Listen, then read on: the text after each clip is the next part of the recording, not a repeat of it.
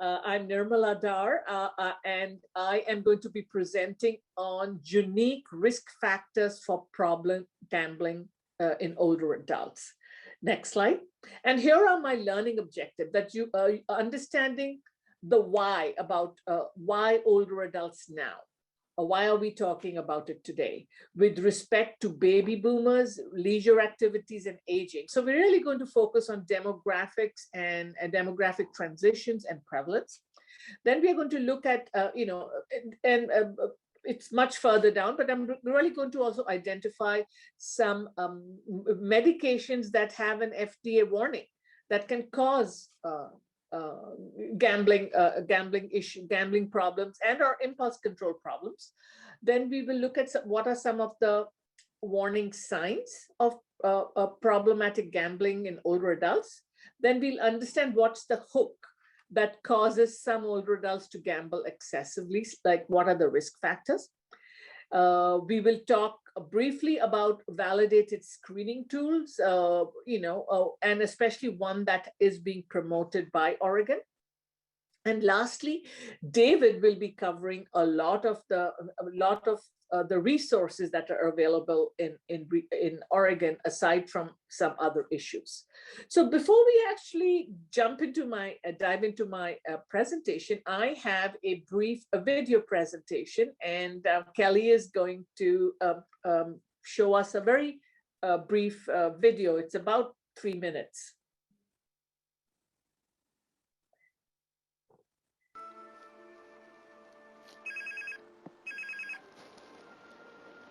Hello? Hello, Emily. It's Mark. Do you have a minute? It's about Jim.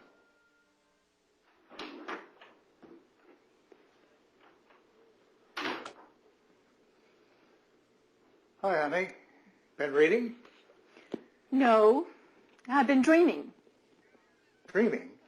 Were you taking a cat nap? No, I had a nightmare. I dreamt that my husband of 45 years had suddenly become a pathological liar. How could you? Well, Emily... How could you lie to me so often? Well, I know how you feel about gambling. Do you? Do you really care how I feel about gambling? Why? Well, you wouldn't understand. Oh, so instead of being honest, you just lie over and over? What is there not to understand? Well, it creeps up on you. I used to gamble a bit when I was traveling with the company, but I really didn't have the time for it. And then we moved to Florida, and that's all I had was time. At first, gambling was just a way to spend the day. But now... Now what? Is gambling your passion? Is it a drug that you must have? Emily... What about me? What about us? Is our marriage something to gamble with? Is it? Well, Emily, I'm trying to... I have always trusted you. I talked to Mark, and he told me what you had been doing. Everybody knew but your loving wife. Now, isn't that a pretty picture? You talked to Mark? I'll do anything to make it up to you. You liar. You've lied to me so much, I can't believe you anymore. How much money have you lost? Tell me. Now that we've set the stage with this brief video, I want to kind of just dive into my presentation. So I always like to begin with good news. The good news is that all of us are living longer today. Yes, I know we're in the middle of a vicious pandemic, which is an infectious disease, but in spite of that, we are all living longer. Life expectancy, however, in 2020, that is last year, was in the United States was 77.8 years, so close to 78 years, 78 years. And that is really due to, to a better health and better health care. Okay, so next slide. However, life expectancy fell by 1 year in the first half of 2020.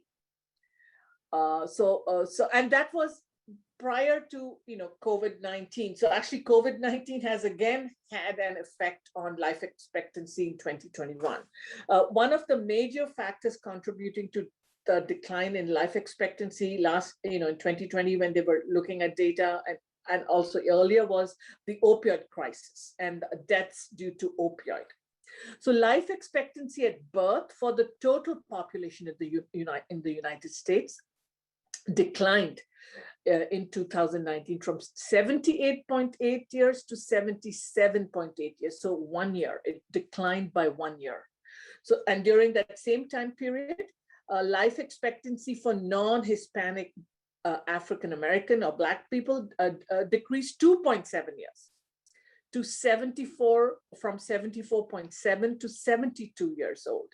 And for Hispanic individuals, it declined 1.9 years from 81.8 years to 79.9. And by the way, on all of these racial ethnic groups, Hispanics have an age advantage in the United States, which is kind of a paradox which people are looking at, that they live the longest of any of the three groups that racial ethnic groups that I mentioned. And for non-Hispanic whites, it decreased from 78 to 0.8 to 78 years old. And next slide, and there's also a gender difference, and you will know a little later why I am actually highlighting this difference, this gender difference. Women generally currently live up to 80, life expectancy is 80 years, and men, it is 75 years old, life expectancy by gender. Next slide. And then this is just giving you, just showing you a life expectancy at birth in the United States. Female is the top line, the topmost line. The middle line is just the total population, men and women, and then the green line is men. So you can see women do substantially outlive men. And we're not going to go into the details for this presentation. That's a whole different topic to discuss. I just wanted to show you the statistics for our aging population. Next slide. I know this is a little dated, but in 2010, 1 in 8 adults were 65 plus. In 2020 now, it's 1 in 5. And in Oregon, it is 18.2%, which is close to, close to 1 in 5. By 2030, in the United States, older adults will account for 1 in 5 citizens. In Oregon, it'll be closer to 1 in 4. That means we'll have 1 million older adults in Oregon by 2030, which is a short 9 years away. So next slide. So why is this happening? Because every day since January 1st, 2011, 10,000 Americans have been turning 65. So that started 10 years ago. This will continue for another 9 years up until 2030, when the last of the baby boomers will turn 65. And I am a baby boomer. Maybe there are several of you who are baby boomers. All of us will have turned 65 by 2030. And who are the baby boomers? They're essentially Americans born or who live in this country who were born after World War II, between the years 1946 and 1964. So 1964 is kind of the cutoff for baby boomers. Next slide. And why am I giving you all of this data about older adults? Look at this. Older adults and mental health. 5.6 million to 8 million Americans 65 years of age and older have some kind of a mental health and substance use disorder. This number will double, more than double, 10 to 14.4 million by 2030. And that it will be almost the same number as younger adults. So it's kind of a wake-up call for all of us who work in behavioral health, who do policy, programming, direct clinicians, who look at workforce, that this is already a growing need to have staff or workforce who's well trained in geriatric behavioral health. So I'm so happy to see all of you here today, because part of our training today is to understand the unique risk factors for problem gambling among older adults. Next slide. Estimated 20% of people who are older experience a mental health condition. Depression and anxiety are common. And as we know, white men, especially aged 85 years or older, have the highest suicide rate in Oregon and nationally in terms of death by suicide. And one of the reasons is that they overwhelmingly use guns or firearms, and that they also don't seek help. And also coupled with this is, a limited or poor access to services. Next slide. I also just wanted to briefly touch on excessive alcohol use and binge drinking. In Oregon, that is the fastest growing problem among older adults, is binge drinking. And by the way, alcohol still continues to be the substance of choice for this current cohort of older adults.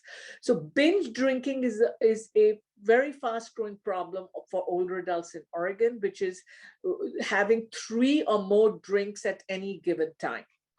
The national recommendation for adults 65 and older is 1 drink a day or 7 drinks a week. Anything above that is not recommended. So 3 drinks at any one time is considered binge drinking. So that was just giving you some ideas and some information about demographics and prevalence, so that you kind of keep that as a backdrop of when we start really looking at gambling disorders. So, gambling, and I'm just wondering, what kind of thoughts does it evoke in all of our, participants today? Is it a vice? Is it a sin? Is it entertainment? You saw that little video clip, how it has impacted the lives of those 2 individuals. So what is gambling? And I'd love for you to reflect a little bit on what you think gambling is. So next slide. But the fact is, it is ubiquitous. Anywhere you turn, especially in Oregon, and I know we have people from out of state and out of the country. I'm not sure how it is in your part of the world. Here it is ubiquitous. It's everywhere. It is a very popular form of recreation. And by the way, gambling has a very long history. In most parts of the world, you will find gambling in some form, from ancient civilizations to modern times. Legal gambling opportunities have increased in many countries due to actually favorable, guess what, public attitudes and public opinion. Like we moved away from sin and vice to entertainment. So what has happened is we see it more as entertainment. And so that there has grown a desire by governments to create jobs, generate revenue, and cities desire to foster tourism and economic development using gambling as recreation and entertainment. Next slide. So this gambling industry in the United States and many other Western countries has responded very swiftly to the rapidly growing market of older adults. I just gave you the demographics.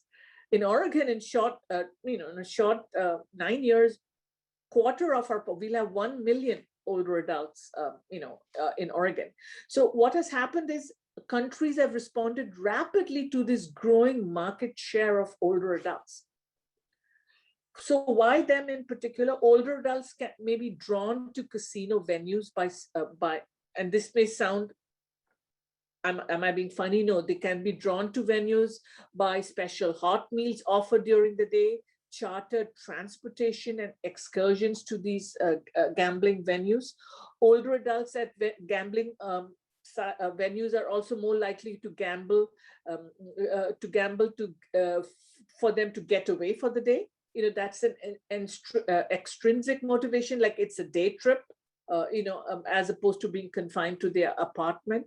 There's access to inexpensive meals, passing the time and relieving boredom.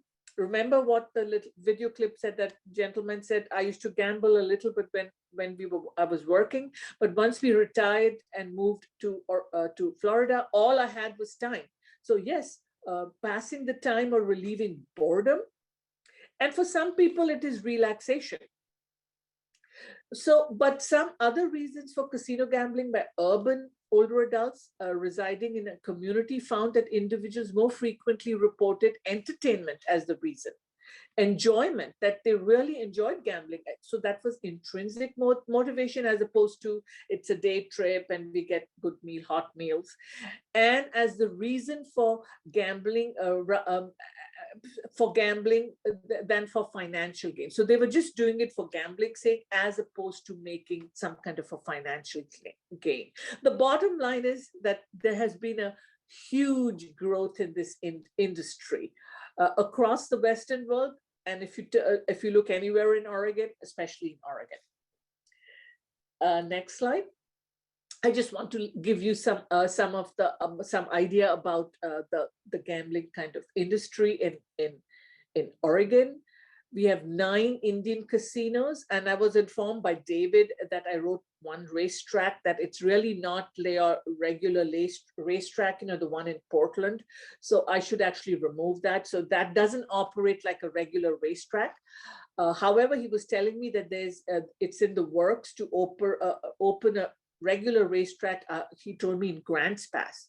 And then there are bars and taverns. Bars and taverns are allowed to have up to 6 video lottery terminals.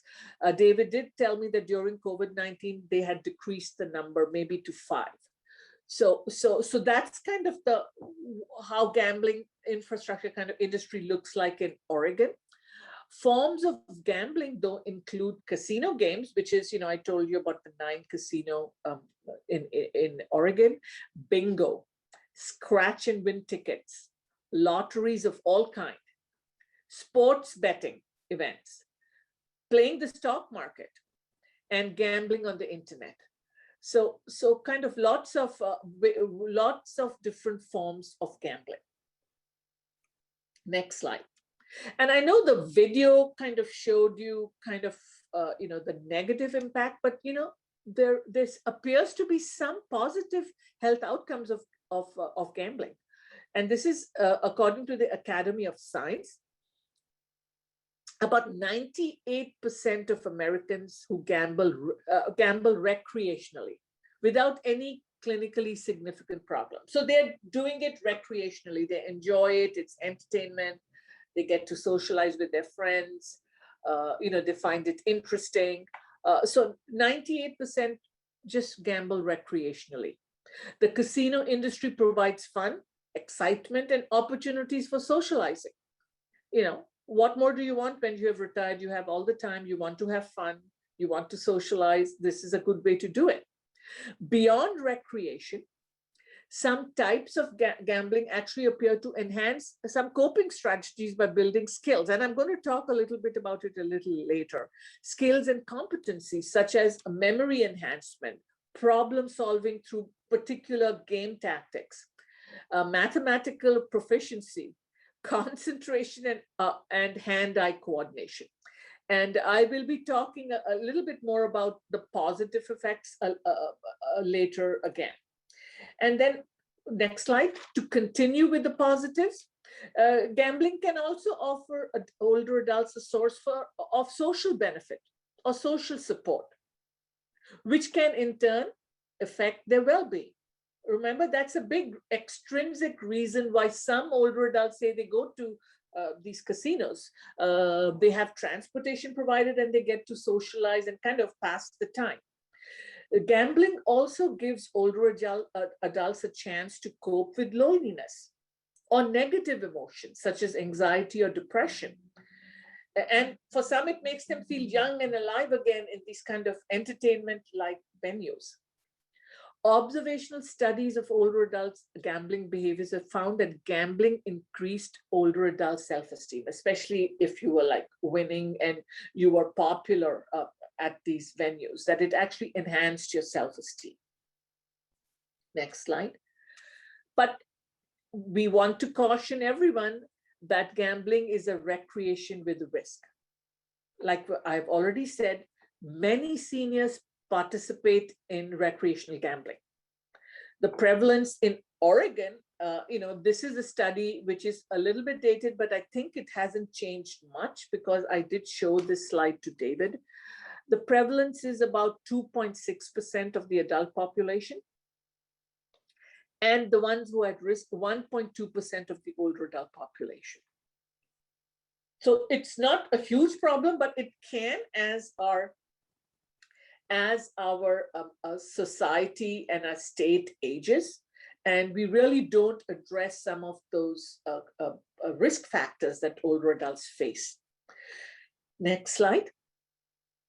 And so I'm not going to go over this kind of busy slide. I have included it in this slide deck. You will get it for you to kind of really explore further, what's the prevalence. Just to the highlights is that estimation for disordered gambling among males and older was higher than among female older adults, and that the prevalence prevalence rate of current and lifetime disordered or problem gambling among older adults was lower than that of younger adults. So I just want to highlight that in this slide. Next slide. The other big issue, as you saw in that video, it is a very well hidden addiction. Unlike alcohol and other drugs, gambling has very few outward signs. We are going to talk about some of the outward signs, but it has few outward signs, especially if you are not familiar with what they are. Problem gamblers are more likely to have issues with drinking and smoking. And then lifetime recreational gamblers were more likely to have psychiatric disorders such as depression and anxiety. And we're going to look at some of these very shortly. Next slide.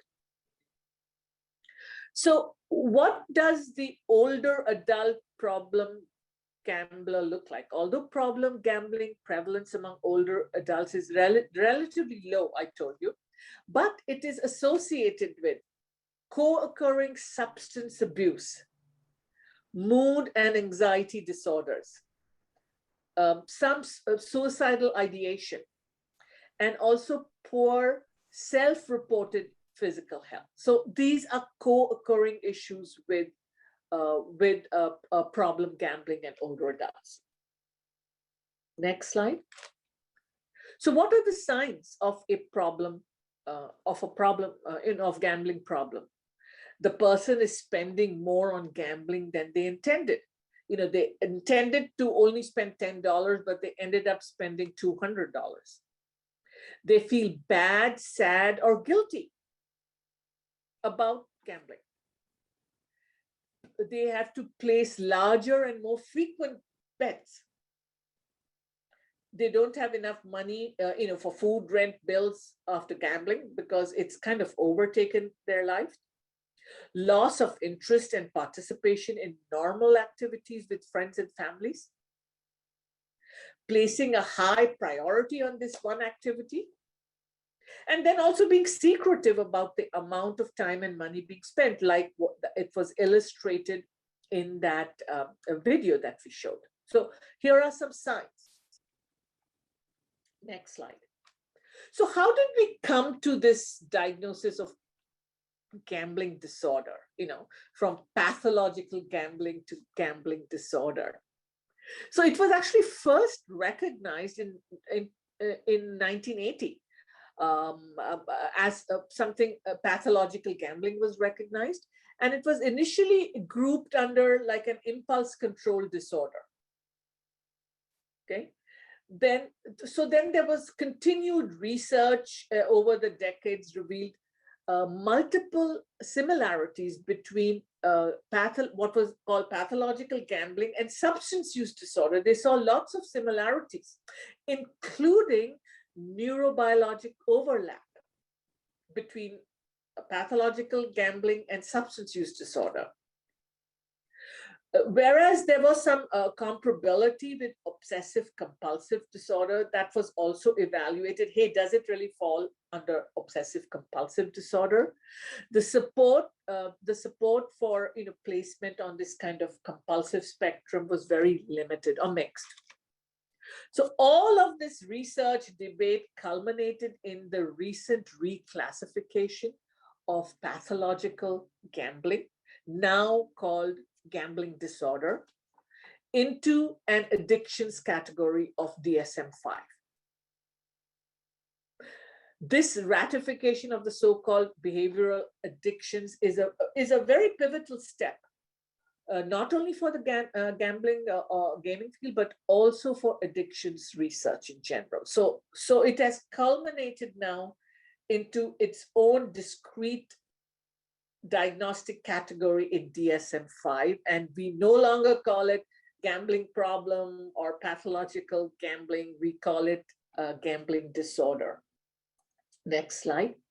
So what does DSM-5 tell us? By the way, the DSM-5 code is 312.31. And for all of you who may not be familiar, DSM-5 is the Diagnostic and Statistical Manual of Mental Disorders. And we are in the 5th edition, which was published in 2012. So for gambling disorder, you have to have 4 or more of the following in a 12-month period. So over a period of 1 year.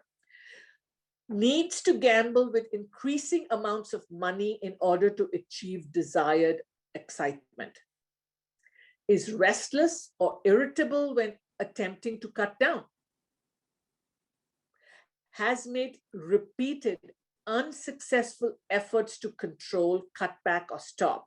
If you remember the video, his wife very hesitatingly in the end asks him, and that's where the video ends, how much of our money have you spent? So 4 is preoccupation with gambling. 5 often gambles when feeling distressed. You're depressed, you're anxious, you're feeling helpless, you're just angry. So you will gamble more when you're feeling distressed. 6, after losing money, it returns another day to get even. This is called chasing the one losses. Oh, I lost this money. I'm going to come back tomorrow and earn it all back and some more. So chasing your losses. 7, lies to conceal extent of problem. So they lie about the extent of the problem. No, it's not. No, it's not such a problem. I have control over it. No, I don't gamble as much. Has lost job or ended relationships, or careers have gone to shambles due to gambling. And then 9, relies on others for money to relieve desperate financial situation due to gambling. So you have to have 4 or more of these over a 12-month period to have a gambling disorder diagnosis. Next slide. And here it is. And obviously the gambling behavior is not explained by, say, a manic episode. So you have to rule that out. And then you can specify. So if you have met 4 to 5 criteria from that list, it's considered mild. So gambling disorder, mild. If it is 6 to 7, then it is criteria, if it is 6 to 7 of those, then it's moderate. And obviously 8 to 9, it is severe. Remember, there are 12 of those. So then you further add the specifier of mild, moderate, severe. And I know David is going to talk some about treatment options, and I'm sure he will be talking about what's available for, say, someone who has a moderate gambling disorder as opposed to someone who's severe and maybe needing residential or something else. He will be covering that. Next slide. And so this is common to all addictions, whether it is alcohol, which I told you is the most common drug of choice, opioids, or gambling. The 4 C's, the letter C's of addiction are craving. You just can't, you just crave it all the time. Compulsion. Every action you do is around finding that or getting to that or doing that. Compulsion. Consequences, where despite dire consequences, you continue. Loss of job, loss of marriage, estrangement from children, financial loss, homelessness, doesn't matter, despite consequences. And lastly, it's kind of loss of control, where it's totally, your kind of brain has been hijacked and you've lost total control. So this is a very, I love to, and it's really, this is out of DSM-5, by the way. I love to use this framework when I talk to people about what addiction really means for anything, for gambling and for any other substance. And this is a good way to remember it, in terms of the 4 C's: craving, compulsion, consequences, and loss of control. So now that you've understood, what the demographics and prevalences are, why we've had this surge of in this industry, in this sector, why do we have all of this gaming infrastructure, which is because of changing social attitudes. And we looked at actually some positive effects. And then we really looked at also what are some comorbidities. And now we've just completed what is the DSM-5 criteria. Next slide. So I want to now really look a little bit deeper into problem gambling and kind of, in particular, what makes it such an older age of risk factor. So we've already said problem gambling is there is an impulse to gamble despite harmful negative consequences. Remember the 4 C's. Or you want to stop, but you can't. And that gambling causes disruption in many of major life areas: physical, psychological, spiritual, vocational, and social. I know many people have told me, and that applies to other substances too, that vocational and may not apply as much to older adults because many of them have retired, and I totally agree with you on that. But regardless, so there are lots of older adults who still work or work part-time. So yes, it does disrupt major life areas. Next slide. And so what are the risk factors? We've already talked about this huge demographic transition taking place under our noses. Actually, I might add, it's not only in Oregon and the United States, it's across the world. Across the world. It's happening in China, it's happening in India, which have the largest populations in the world. It's very marked in Japan and in some of the European countries, and we are actually catching up too. So what are the risk factors? So the transition from middle-aged adulthood to older age is a very critical phase, where major adjustments have to change, have to be made that can significantly affect gambling habits. So the most common ones are, and I'm going to go over them more in detail on some separate slides, are retirement. It's a phase of life. Financial and social isolation. Suddenly you lose all of that social network that you have at work. You didn't prepare for retirement. Suddenly you're sitting all alone at home with no friends, no one to call, no one to talk to, which you did every day at your huddle or team meetings, or you spoke to someone, sitting next to you. You are socially isolated and lonely because your network is gone, and maybe you can't drive. So these are very relevant risk factors. And then you add on to that some neurological vulnerabilities. Something, so due to aging process and due to substance related impairments, or even medication, polypharmacy, it can produce some neurologic vulnerabilities in older adults.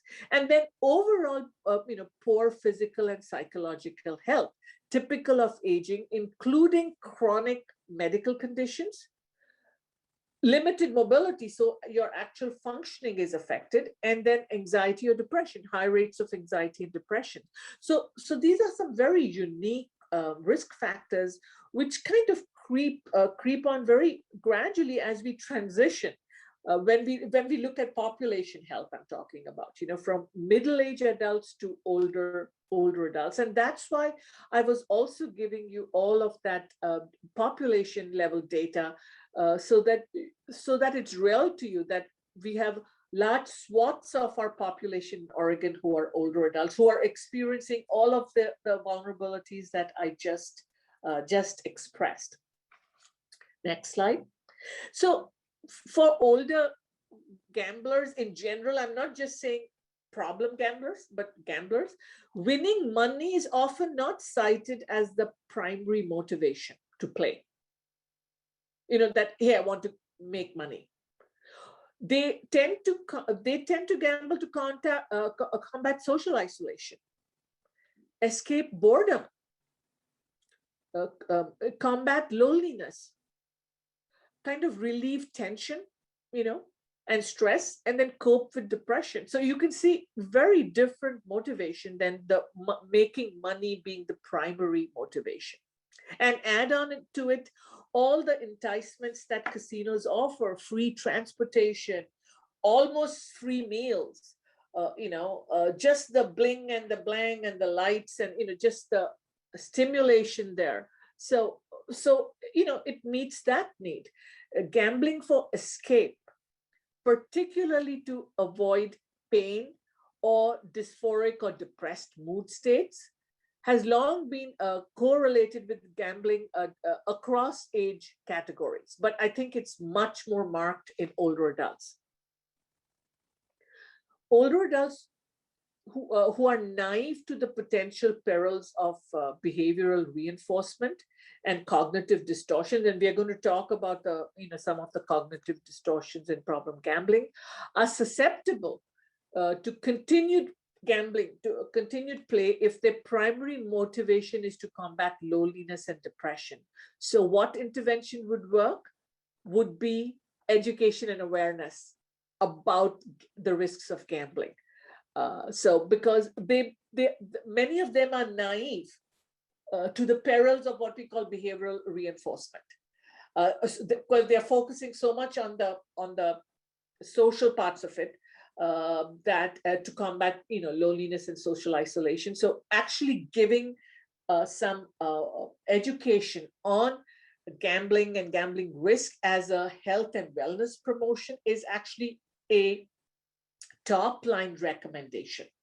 So any of you who work with older adults, my suggestion would be, once you have David's email, to maybe ask if there is such an educational program where you're just raising awareness of the risks or perils of gambling in terms of a health and wellness promotion strategy.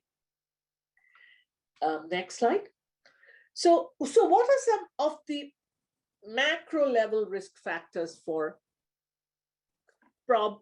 gambling becoming a problem? One is increased access. Oregon, I just told you, we have easy access to these venues. Some of the casinos actually quite aggressively market, transportation. And let me tell you, when I was practicing in community mental health, I have often told my clients to use the casino bus to go to the coast, even not for gambling, to use it as a form of transportation. So, so it's easy access. We've already said that social attitudes have changed. So there's greater and greater social acceptance in the mainstream.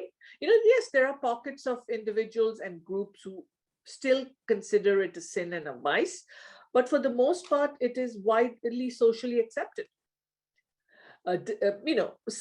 Many older adults have disposable income. They, if you see, I think Medicare age retirees, I think they carry over $1 trillion in wealth, if I read it someplace. So they have disposable income. And then the biggest one is unstructured time, which is what the gentleman in the video also referred to, which is retirement. I'm no longer kind of tethered to a 8 to 5 job, or I have these kind of role responsibilities for kids, etc. I have all this time.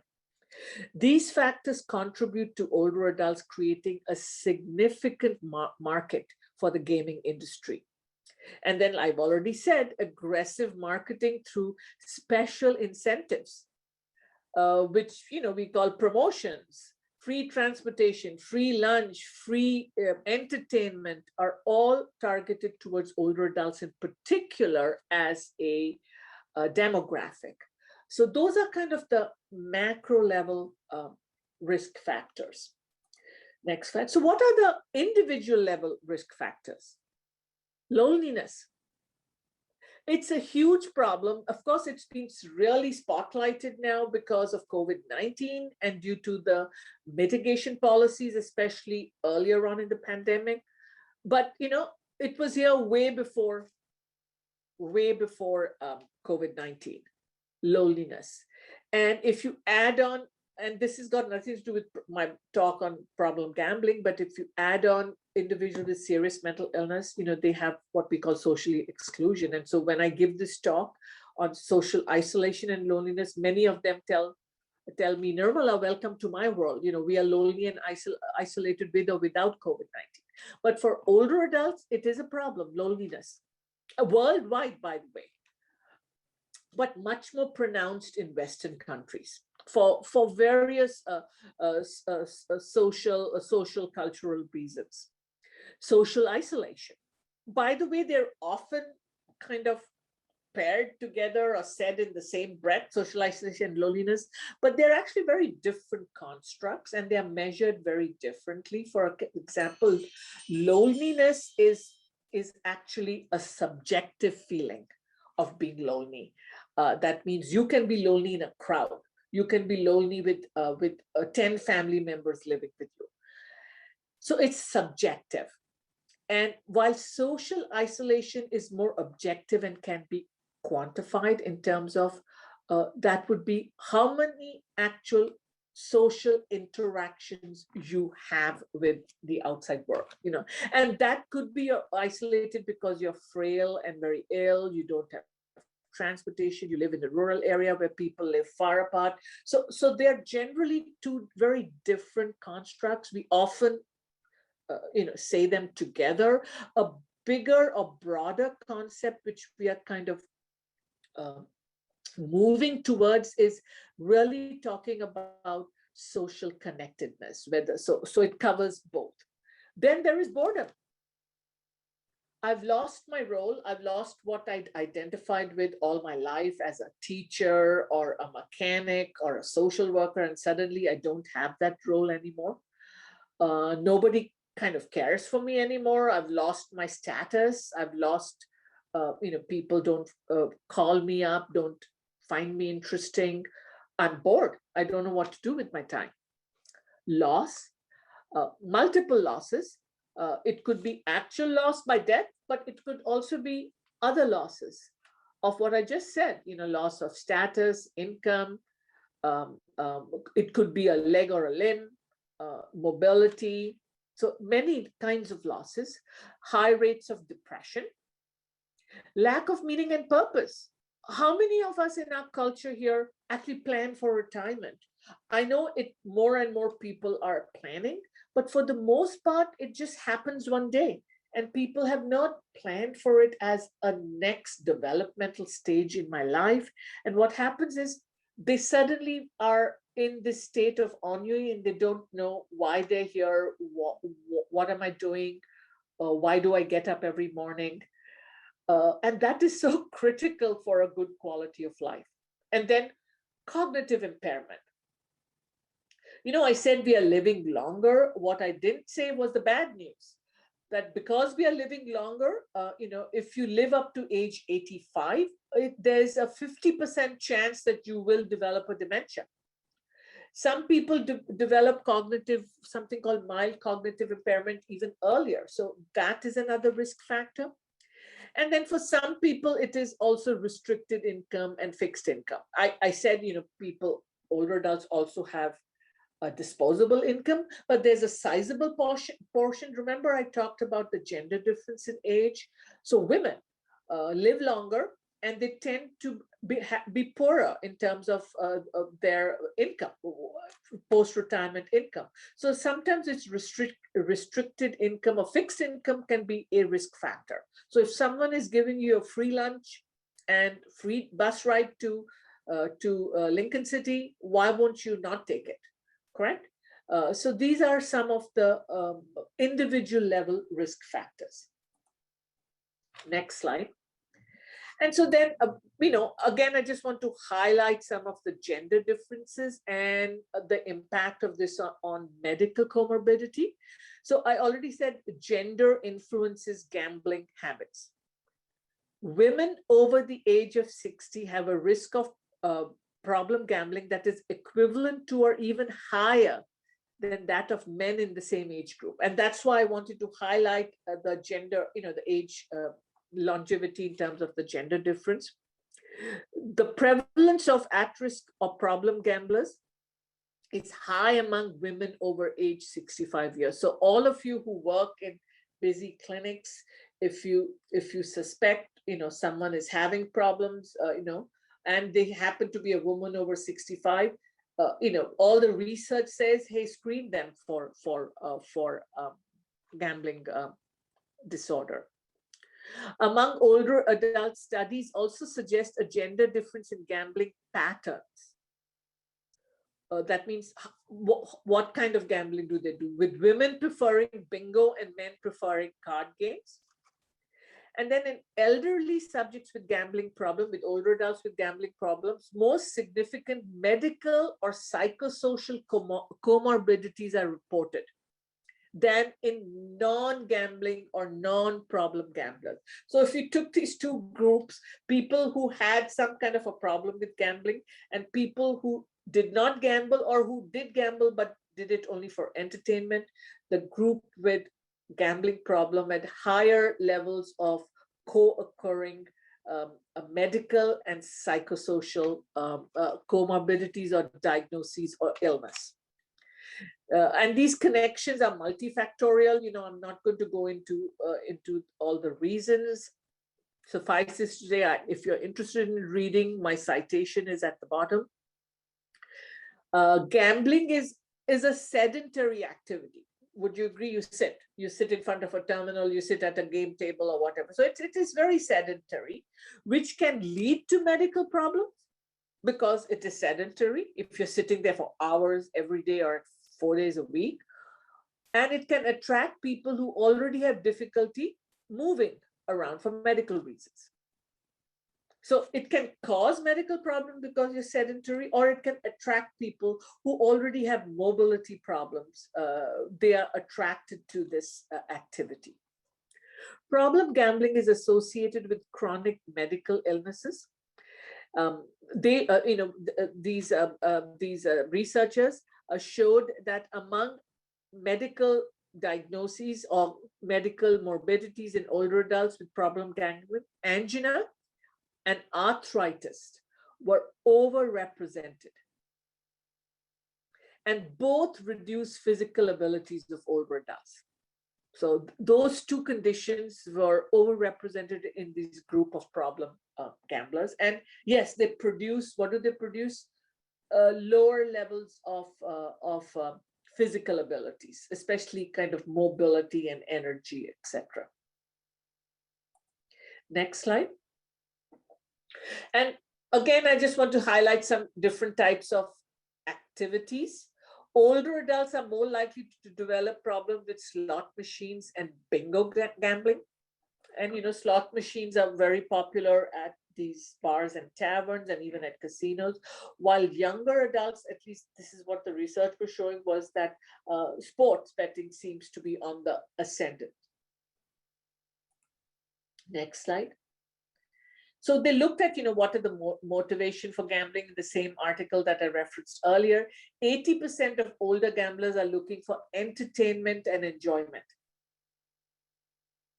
38% say they gamble to distract themselves from everyday problems and combat boredom and loneliness. In the United States or North America, it shows that older people frequently visit gambling locations to make social connections, to have friends, even if it is superficial, or sometimes you're meeting the same people week after week. So they're actually visiting these locations to find friendship or just to make social connections. Living, I'm reading all about the impact of COVID-19 policies on school-age children, K to 12. The loneliness of being at home for 12 months has had a significant mental health impact on young people this past year. So can you imagine the impact of loneliness on older adults way before COVID-19? You can see why they would be reaching out, correct, for social connection through casinos. Living alone, being separated or divorced, or socially isolated are factors associated with problem gambling. So how many of you collect screening questions on, do you live alone? Are you socially isolated? Those are good screening questions for a host of psychosocial issues. Next slide. Remember, we talked about what are some cognitive distortions, that kind of perpetuate this gambling problem. And so in older adults, they did this study in a multi-ethnic Asian sample of gamblers. The following themes appeared in the perception of gambling. These were the themes: skill, near miss, concept of luck, superstitious beliefs, entrapment, that gambler's fallacy, which I referred to, chasing wins or chasing losses, a belief that wins will exceed losses eventually. So these were all the gambling distortions in the thinking of older adults who were at risk for actually a gambling problem. These played a role in the maintenance and escalation of gambling, these perceptions. And conversely, a reduction in gambling cognitive distortions was identified as being one of the best predictors of recovery. And I'm sure David will talk a little bit about, what's available in Oregon. Next slide. Again, we've talked about all the negative aspects, but at the very start, I said that there are also some potential benefits of recreational gambling for older adults. The operative word here is recreational. Remember, we said 98% don't have a problem with, it doesn't become a problem. We've already emphasized that it's a huge catalyst is really socialization. Other one is sense of community. When you're going there for 6 months and you see the same people over and over again, you kind of create this kind of sense of community. Social support, I have someone to talk to. Even if they are, I just meet them at the casino. And then that social and cognitive stimulation, that kind of, it's a break from their humdrum, what they call bored life, sitting alone someplace. That social and cognitive stimulation is what keeps them coming back. Next slide. So in conclusion, some of the kind of individual level risk factors are being lonely, being isolated, being depressed and anxious, having cognitive or physical impairments of many kinds, or they could be co-occurring, and that they lack the education about the working of gaming devices and the nature of mathematical probabilities. Therefore, that educational intervention I talked about as a health and wellness promotion is key in educating older adults about the risk, about just this. And any of you who work with older adults in the capacity of senior centers or aging services providers, really looking at how can we create an educational tool for seniors to, or we can ask David too, to promote education about the risks of gambling, because that in itself is an intervention. Next slide. So here are some signs of problem gambling: emotional signs: withdrawn from family and friends. If that's all you're craving and you're compulsive about it, that's all you can do, you withdraw from family and friends. You seem anxious, or it's difficult for you to pay attention because your thoughts are consumed with where am I going to get the money now for my next bet. You have mood swings, you're irritable and angry, you may have complaints of boredom and restlessness, or you could feel more depressed and suicidal, especially if you are in grave debt and you are asking your neighbor for money. Next slide. Here are some behavioral signs.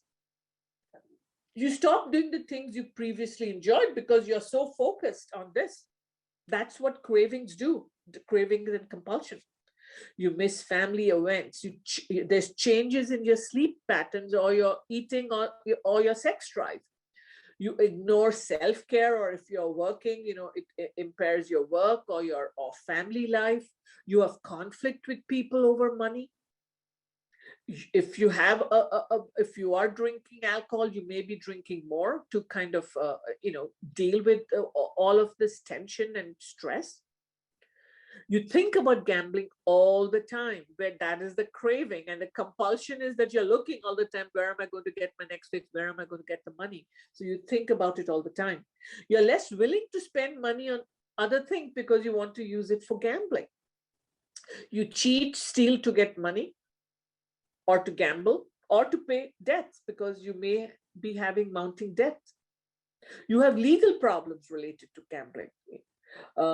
You may be late to work or school if you are enrolled in school or you do have a job as an older adult. And you could be gone for long periods of time, unexplained period of time, which was the case in that video. She did not know where he was going. Next slide. Here are some financial signs. You're frequently borrowing money. Or if you're working, you're asking, can I get a salary advance, or can I get my salary 2 weeks early, or something like that. You take on more jobs because you need money. You may cash in your savings, your insurance plan, anything else. I'm talking about your brain being hijacked here. Then you may be alternating with no money and then flashing lots of money that you may have, which you could have won. And then you have family members who are complaining that things are missing, valuables are missing, money is missing from the bank account, from the wallet. So these could all be signs of financial signs of gambling. Okay. So next slide. Now that we've covered most of what I needed to talk to you about, I just wanted to talk very briefly about some screening instruments. And I know there is one in particular that the Oregon Gambling Program advances, and I will talk about that, and maybe also David can add to it later. So one is called the Lie Bet Questionnaire.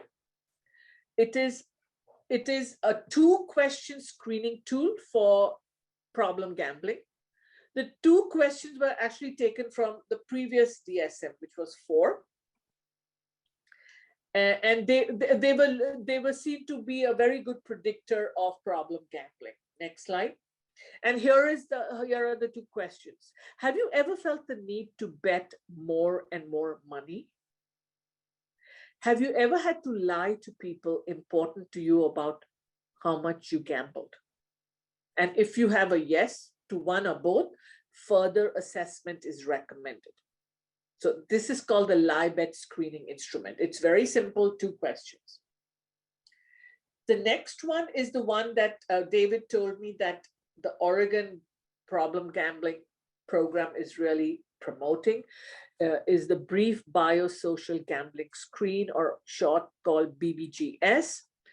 It is a very brief screen and can help people decide whether to seek formal evaluation for their gambling behavior. It's 3 items and it's based on, again, on DSM 4 criteria. A yes response to any item indicates a possible potential gambling related problem, and which should lead to further evaluation. Next slide. And here are the 3 questions. During the past 12 months, have you become restless, irritable, or anxious when trying to stop or cut down on gambling? During the past 12 months, have you tried to keep your family or friends from knowing how much you gambled? And during the past 12 months, did you have such financial trouble as a result of your gambling that you had to get help with living expenses from family, friends, or welfare, kind of state-funded programs? Next slide. So that's the screen that is really being promoted. And this one, the next one I just put up because it's a self-administered tool. Nodes essay. It was designed to assist individuals, who may not want to get assessed at a clinic or something, even with those brief instruments. It's based on, again, on DSM 4, which was the earlier edition. And this is really for a self-assessment. I've just included in there. David can or may speak about it, but if you want to know more about it, you can always write to Angela and Kelly, who are facilitating this training today, and I would be able to provide it to you. So I'm done with the screening tools. So I just want to, next slide, I just want to very briefly talk about the neuroscience of gambling. Remember I said it went from pathological gambling to problem gambling, and all the research over the decades showed that there was a neurobiologic overlap with addictions, like substance uses and gambling. And so essentially gambling addiction activates the same brain pathways as other drugs and alcohol cravings do, like alcohol or meth or cocaine or whatever, same pathways. And the prime candidate for investigation was dopamine. And so I'm not going to, I'm not a neuroscientist. I put this up for your information, but I wanted to point out to a couple sentence in this slide. In persons with Parkinson's disease, sudden onset gambling can be observed alongside other reward-driven behaviors, including compulsive shopping, hypersexuality, as a side effect of dopamine agonist medication. And we're going to talk about it, okay? So I just wanted to just give you this slide to show that gambling addiction activates the same brain pathways as other drugs and alcohol. Next slide. And for those of you who are interested, you will be getting this slide deck. If you want to know a little bit more about the neurobiology, I will leave it up to you to read this. But the last bullet says that studies have shown that opioid antagonist drugs, which are medication-assisted treatment, have proven to be effective even in the treatment of problem gambling. Next slide. And again, I've added one more slide for you. For those of you who are interested in neurobiology, I'm not going to go over it.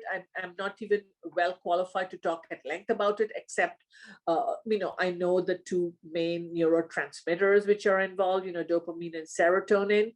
But I've added the slide with the citation for anyone who is interested in doing a deep dive when you get this, when you get my slide deck. But next slide, but it was all leading up to my next slides, my next few slides.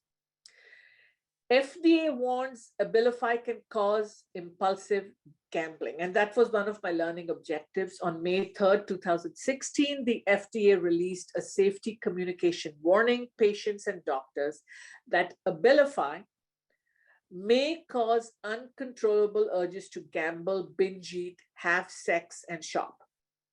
I mean, hypersexuality. It has the unique side effect of eliminating impulse control. According to the FDA, the urges stopped after patients reduced their dose of the drug or stopped it completely. While the FDA said these are rare, they may result in harm to patients and other if not recognized. And that's why I am putting this piece of information here today for you. Next slide. There are some other medications too. Medications known as dopamine antagonists used in the treatment of Parkinson's disease have also been associated with compulsive behaviors. That means sudden appearance of compulsive behavior or worsening of compulsive behaviors, including impulsive and excessive shopping, gambling, and hypersexuality.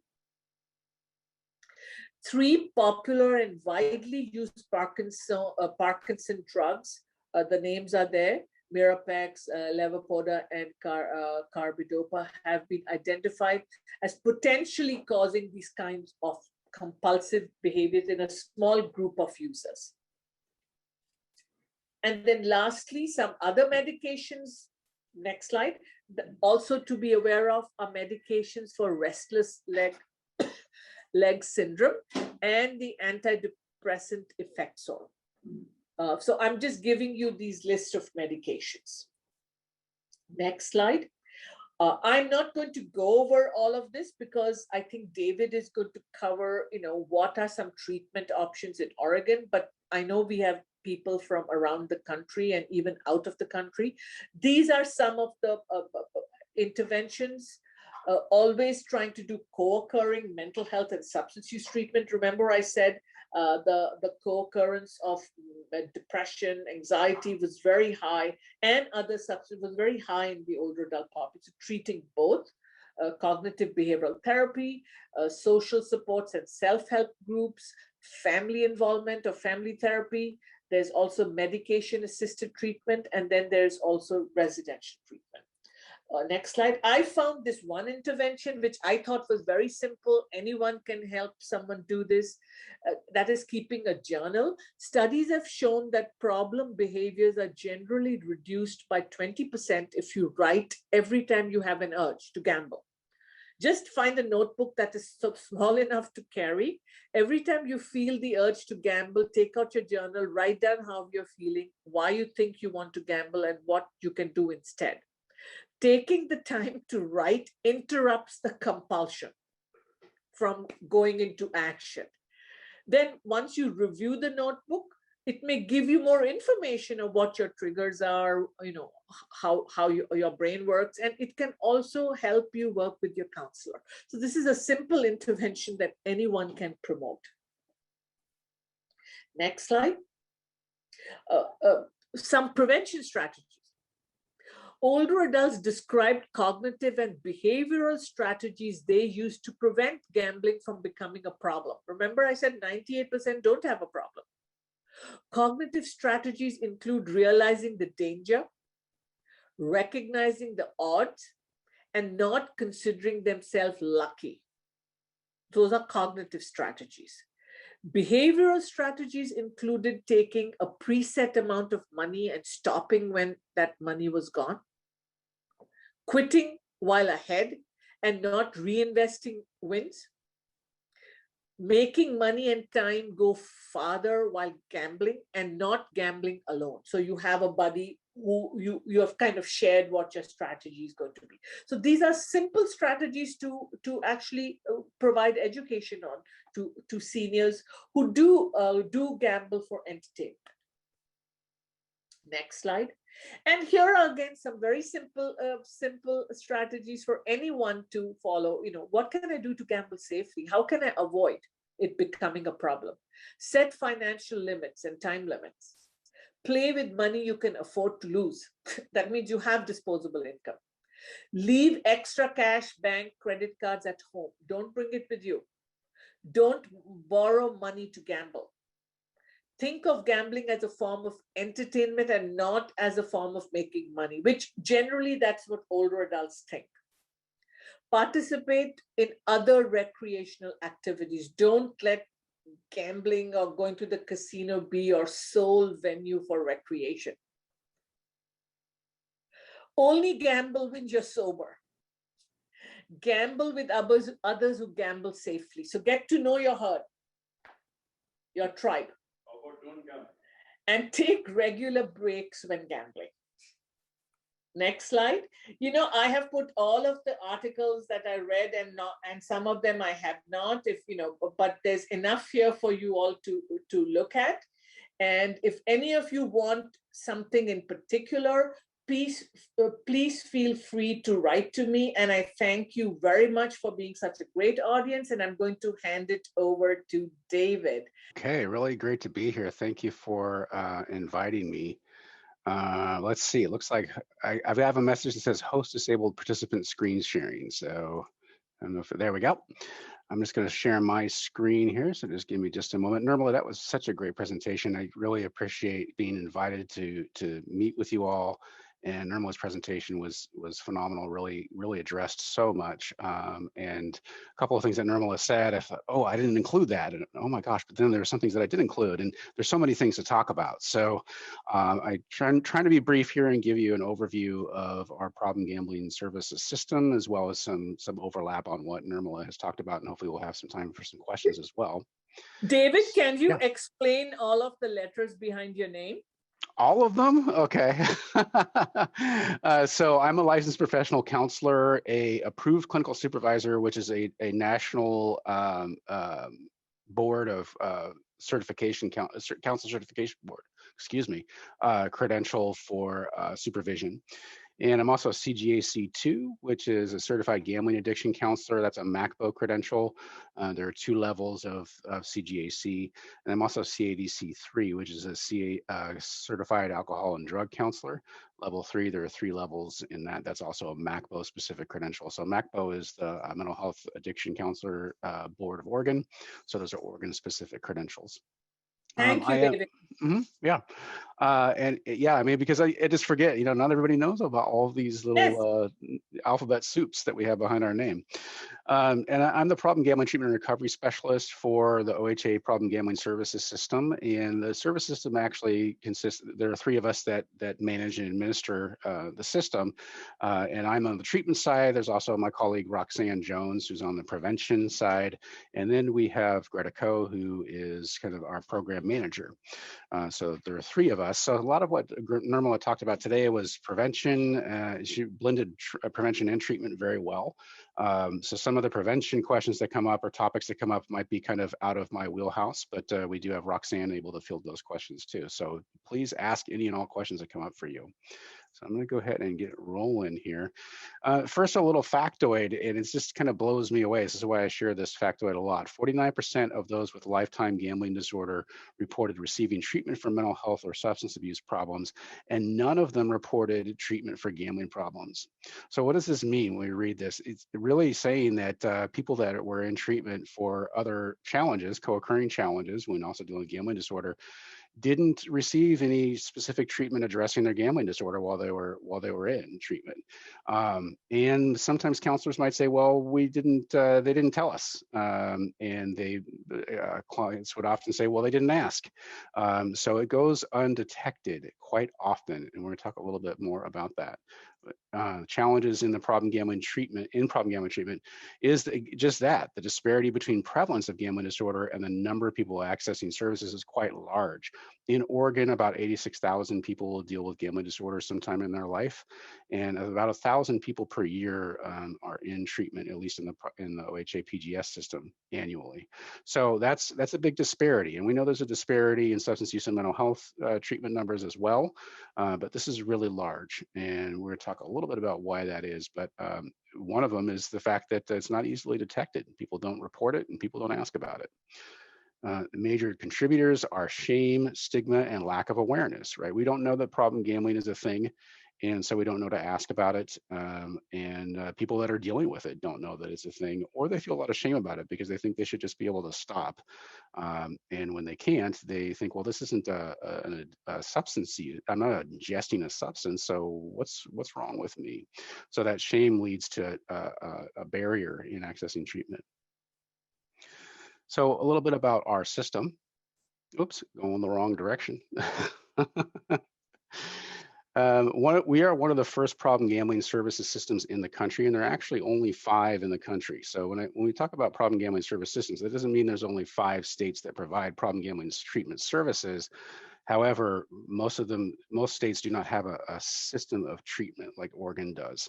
And we were one of the first to have a system. It's actually required in a way. There's a rule, there's statute that dictates, basically, directs the existence of the treatment and prevention system.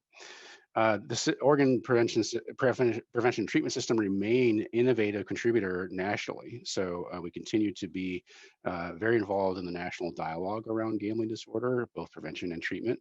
And as I said, we consist of both treatment and prevention services systems.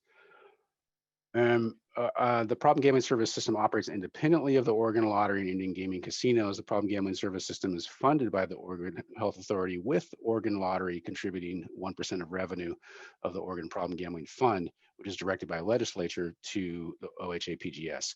So a lot of you might hear that what we're trying to clarify here is what you might hear, that the lottery pays for gambling services. Yes and no. They provide funding to. They provide a certain amount of funding to OHA as directed by legislature, and then OHA manages the funds.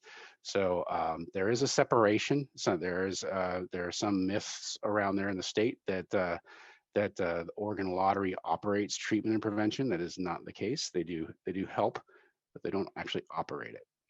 And I know there's some questions that were already in the chat box, and we'll get to those as well. So I just want to make sure to get some of this to you. So problem gambling treatment in Oregon, we provide individual psychotherapy, and most of what we provide as far as modalities, I know that was one of the things that Nirmala just mentioned, and I didn't really put this into our presentation. So I'll just tell you that CBT, motivational interviewing, psychoeducation is very important in order to increase that level of awareness. And as Nirmala had talked about earlier, that it often is very helpful for people to see that the cognitive level of their behavior. They're attracted to the social elements of gambling behavior. I really liked that part that Nirmala was talking about. And they may not notice the cognitive dissonance. They might be experiencing the challenges around beliefs, some maybe irrational beliefs, or what we call magical thinking or gambler's fallacy. You might not notice that. So a lot of our treatment, especially early on, is around working with those myths while keeping clients engaged, because many people are really challenged with feeling comfortable and establishing trust with the provider. So we have to keep that in mind from the get-go. Otherwise, they tend to stop coming in. We also have group therapy that's problem gambling specific. Couple and family therapy is included in our services. Psychiatric med services are also included. And case management and resource support. So for programs that are contracted to provide services across the state that do have access to case managers can be a part of the treatment team. Recovery mentors and peer support specialists. We have a credential that MACBO actually manages, called the CGRM, Certified Gambling Recovery Mentor. And people need to be in recovery from problem gambling in order to be a certified gambling recovery mentor. However, because there is so much overlap with addictions and mental health challenges and gambling disorder, we have opened up in our system the ability for recovery mentors and peer support specialists that are in other treatment areas, such as substance use and mental health, to work with gambling clients, provided that they have some training. And we provide that training as well. So it really allows for an integration of services. And speaking of integration of services, there's an opportunity for integrated treatment of co-occurring mental health and SUD. Most, if not all, actually, of CGACII, Certified Gambling Addiction Counselors, are also CADCIIs or QMHPs, mental health providers. So that allows for a scope of practice that can be flexible across multiple challenges that somebody might be experiencing. And over 2/3 of people that are dealing with gambling disorder are dealing with another co-occurring disorder, either mental health or substance use.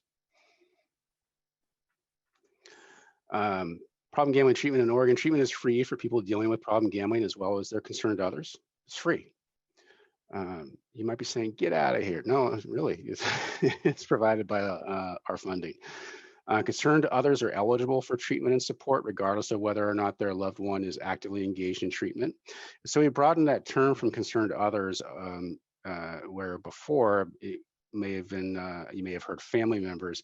Want to expand that because the person, there isn't any qualified relationship or disqualifying relationship. If somebody has somebody that they might be dealing with concern, they're dealing with gambling disorder in their life, and they want to get some treatment and support for that, it doesn't matter what their relationship is to that person, and whether that person's actually enrolled or engaged in services either. Treatment episodes are authorized for 1 year and are extendable based on clinical necessity. So if people are continuing to deal with challenges around their gambling behavior, at the end of that year, the clinician could submit a extension request and get authorization for continued services. One of the things that kind of sets us apart from substance use and mental health services in the Oregon systems are that we really focus on accessing services, and we in a different way, meaning that many people dealing with gambling disorder really again are feel challenged with engaging with clinicians, and so we want to really have some flexibility on an intake and access process. So many people are actually desperate when they actually do contact service providers, because they've tried to manage it for so long and said, well, maybe just this one more time. If I could just deal with this one more time, and I'll go gamble tonight, and if I don't win, then I'll get some help. So they end up losing. They contact services because they just cannot continue to be losing money. And they've maybe on the verge of losing their housing. They may not have the food they need to eat. There's all kinds of resource challenges they may be experiencing. So that desperation is there. So we want to be able to connect with that desperation immediately. So we attempt to answer calls for services directly, and we strive to offer a first appointment within 5 business days from an initial request for services. If client declines that appointment, that's acceptable, right? But we want to make sure to offer that first appointment. An initial appointment does not need to be a full assessment or enrollment in services. We really just want to engage the person in those immediate pressing needs and challenges and that level of desperation that they're experiencing. And so we don't need to do a full assessment. We just need to engage the client and work with them with where they're at right now. Also, we have continuing care support. So when an individual might be doing well, and it's time for them to maybe move out of active treatment. There are many areas of the state that don't have very strong support in the community for problem gambling. And so our programs can continue to offer continuing care support through our aftercare program. So clients have up to a year after they finish active treatment where they have open connection with the treatment provider around ongoing recovery support. And if a client is dealing with a relapse or reoccurrence or recycling, and because gambling disorder is episodic in nature, clients can re-enter treatment after an episode is closed, and after aftercare is expired, they can come back into services and re-enroll for free. A bit more about co-occurring disorders. Many people dealing with problem gambling, as well as their family members and concerned others, are also dealing with co-occurring disorders, as I mentioned. And we do provide, again, that integrated co-occurring lens in problem gambling services. The criteria includes clinical evidence that problem gambling is more severe, equal in severity to a co-occurring disorder that allows us in problem gambling services to have an integrated service plan.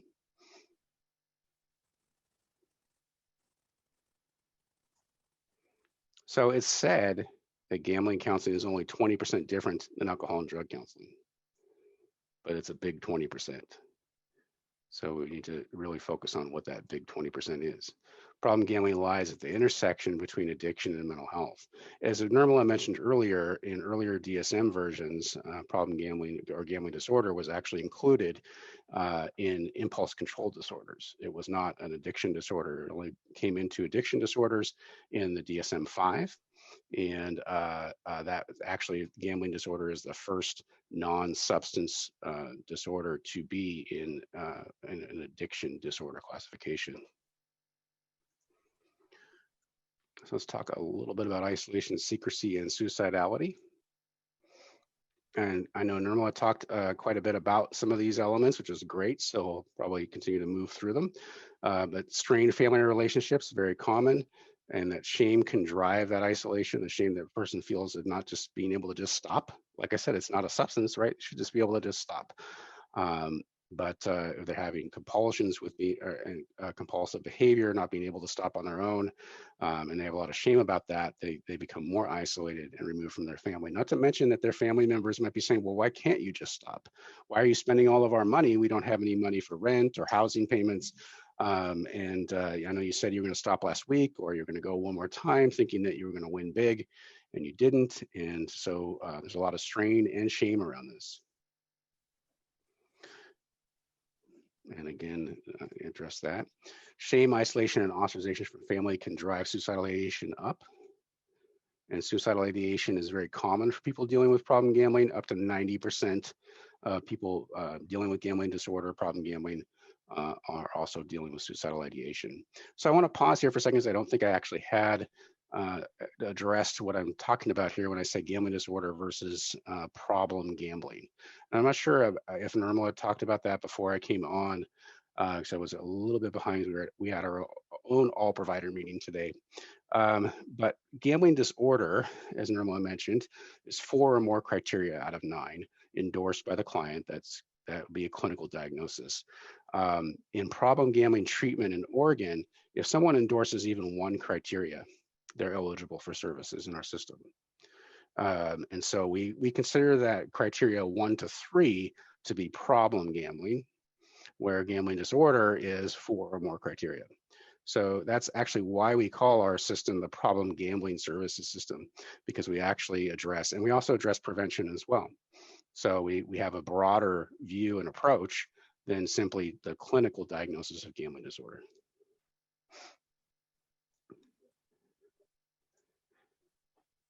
And again, and now I'm going to recap some things, and then we'll have some time for Q&A for a little bit. The disparity, and I know I said this already, but I really want to focus on it. It's not unintentionally repetitious. The disparity between prevalence of gambling disorder and the number of people accessing services is quite large, 86,000 to 1,000. Major contributors include shame, stigma, and lack of awareness. And 49% of those with lifetime gambling disorder reported receiving treatment for mental health or substance abuse problems, and none reported treatment for gambling problems. So it's really important that you know your local treatment provider. You can find your local treatment provider on opgr.org website, or call 1-877-MY-LIMIT. That's our statewide helpline number. And we do have at least 1 provider in every county in Oregon. Most counties, many counties have more than 1 provider. That's blank. What's up with that? We invite you to get more information and training by going to our website or our training catalog. There's a link here. I have a lot of training available around increasing your skills around screening. One of the things that we have that's challenging is that many programs, agencies, providers, community members will say, well, I provided the person with a paper and pencil screen, and they said, no, I'm not dealing with any of these things. Remember, one of the criteria that Nirmala talked about in gambling disorder is not fully reporting their gambling to family members, friends, or other clinicians or professionals. So if people underreport and you give them a paper and pencil screen, are they going to report authentically? Maybe not, probably not. So we do provide training around how to work with screening questions And as Nirmala said, we do have most of our training around the BBGS, but we also have other screening tools that you can incorporate in. What really matters is not necessarily the screening tool itself, but the sensitivity and how we're using the screening tool. And we really do support asking or using the screening tool as an interview tool rather than a paper and pencil screen, because it gives that interaction. If we have someone that's listening for the answers, really makes a difference. So ask Nirmala or your local problem gambling staff for any further details about that. So let's see. I know we have some time for questions, which is great. That's what I wanted. That's why I flew through this. Here's my email address. And let's see, there's a couple of things that Nirmala stated here. I wrote some notes down to lead off with questions, and then we'll jump into some. I see 5 questions here in the Q&A, and Nirmala, you might have some questions too. So one of the things I wrote down here is, what are the residential needs? So I think did I have a slide on that, or did we miss it? So we do have 2 respite beds in the state. One of the respite beds we contract with for is in Baker City, and one is in Grants Pass. And we also have a residential specific program that's based in Salem. It's operated by Bridgeway Recovery Services. In the before COVID, it was an 8-bed facility, co-ed. We'll be reopening it soon in about another month at half capacity. So we're excited about that because it's been a while. And that's a problem gambling specific program.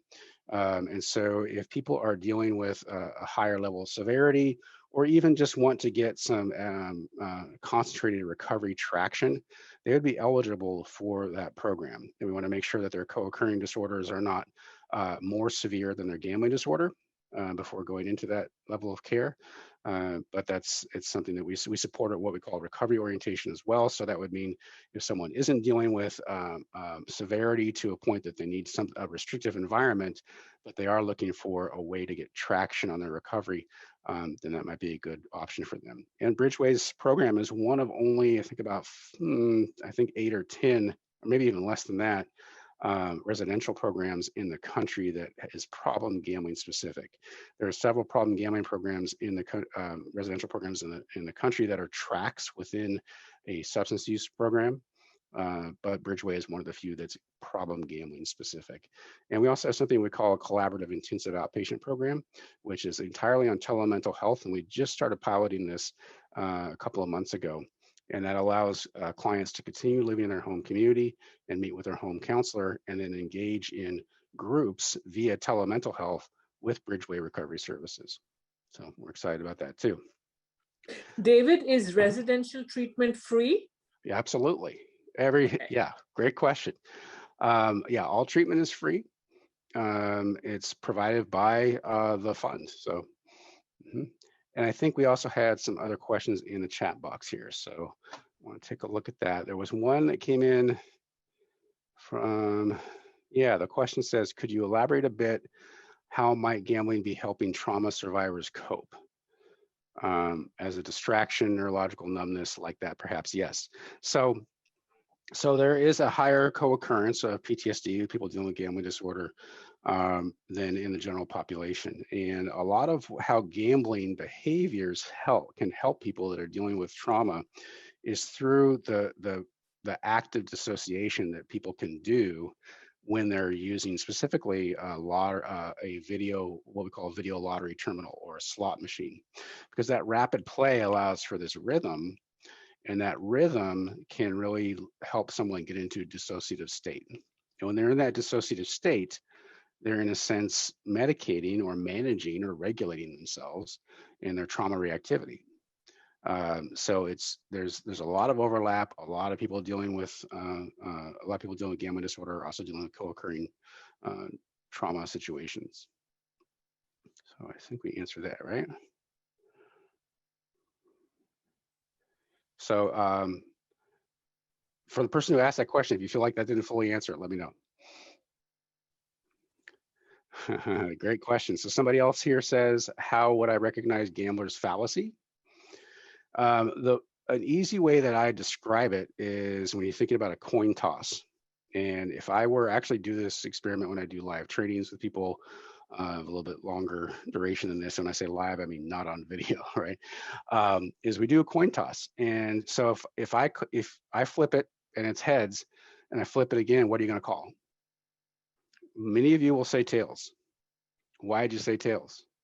Because it was already heads, right? And so if it was already heads, 50-50 chance it's going to be, and we already got one, so it's going to be tails, right? We're going to be the other one next time. But that's not true, right? Because each toss is independent of the last toss.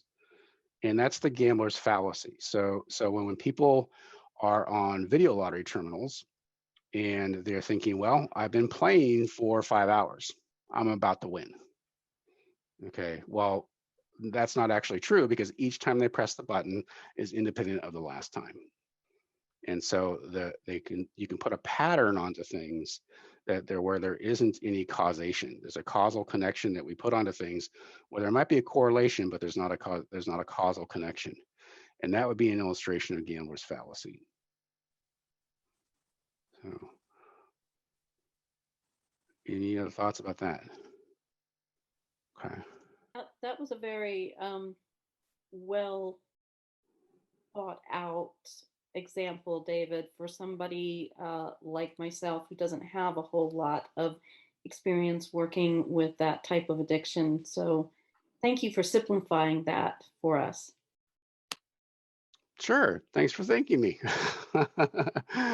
And also, let's see what else we have here. I have a patient that does not attend life-sustaining treatment as he often goes out of town to gamble. He has the option to have his treatment arranged out of county, but does not. Any suggestions or advice? Well, the first suggestion that comes to mind is, would you consider, or have you considered referring them to a problem gambling treatment counselor? Because there isn't necessarily a quick fix to something like this. What they're probably dealing with is managing their anxiety around their health situation, and some avoidance of engaging in that, right? So I would always say that the number one recommendation would have them get involved with the problem gambling treatment individual if they're able to do that. The other things are going to be, kind of longer term. I mean, talking to them about, or even bringing that to them. If they're, does it look like you are, does it feel to you like you are challenged with taking care of yourself because you're maybe fearful, or, there's different pieces to that. So, yeah. So would making arrangements be enabling? That's the follow-up question from the same questioner. Well, I mean, enabling is kind of some would say outdated term in addictions counseling, meaning that we try to notice that enabling isn't necessarily bad in itself. We have a relationship with somebody, we're trying to help them, then we're trying to help them, right? So that's not necessarily enabling in a negative way. It's not negative to do that. They can't, if they hit bottom on their own is the philosophy, right? They have to have their own consequences, and they have to be able to deal with this on their own. But that's kind of being disproven. However, we shouldn't make treatment arrangements for them without collaborating with them. I would say, can we collaborate with them? So I know we're just about out of time here, and we want to have some time to wrap up. So treatment beds covered by Medicaid or Medicare. Well, treatment for gambling-specific treatment is free. But if they have a lot of co-occurring challenges going on that are more severe than the gambling disorder, then it would have to be well contained first before going to treatment. And yes, yeah, I know the training catalog link is missing. I'm going to send an updated catalog link in a moment. Absolutely. So as a question here, is there a correlation between stimulant use and problem gambling? Yes, there is. It amplifies both activities are amplified by the other. And many people report that they only gamble when they're using methamphetamine. Many people may be dealing with some more complex things than they're noticing, but often there's strong correlation there. Yeah.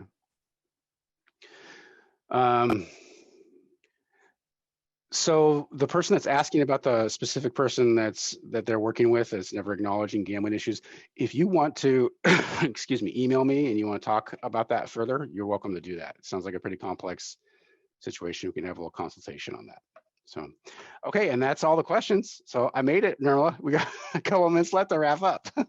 Yes, I appreciate it. And I just want to emphasize again, you said it is regardless of insurance, whether you're on Medicare, Medicaid, it is free, correct? Gambling. That's right.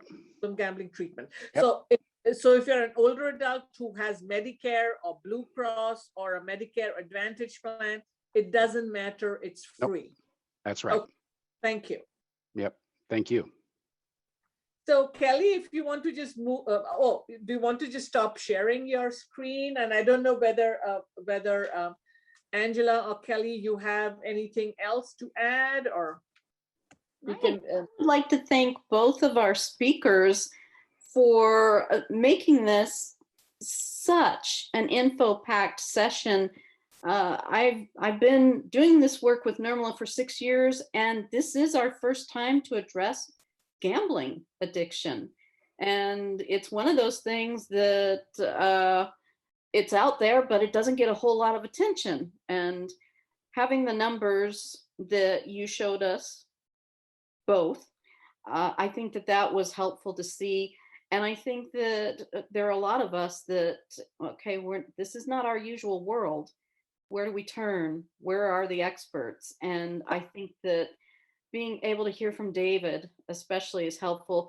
Now, David, we have a lot of folks from out of the area. We have a lot of folks from out of Oregon. We have some international participants as well. Wow. So just one more time, if you are not in the state of Oregon, but you are in the US, Medicare and Medicaid don't matter because it's free treatment, correct? Did I understand that correctly? I'm sorry. No, you didn't understand that correctly. That's Oregon specific. I thought that we were talking to all Oregon folks here, right? So I apologize for that. So that's Oregon specific. Oregon is one of the few states where treatment is paid for directly by the treatment fund. So if you're in another state, it's going to vary by state. The best thing that I think that somebody could do is go to the National Council on Problem Gambling's website. And they have a helpline, which I don't have the number off the top of my head, but the helpline is on their website. And we call their helpline, and they have a national network that they can get someone to the specific system or providers in the specific state. And you can find out about the funding there. Thank you. I will tell you. So, what my last slide was you've learned today. And is there anything new that you will do after taking this training today? So what is one new thing that you've learned today between David and my presentation? And then what is something new that you're going to incorporate into your practice, that you're going to take from this training and kind of use it in your practice? So take a moment to think about it. And thank you again, Angela, for inviting both myself and David. And David said for the one person, they can write to him directly because he shared his email address. So thank you all, and thank you, Angela and Kelly. Thank you. Thank you. Stay safe, everybody. Take care. We hope to see you again soon. And on that note, we are over and out.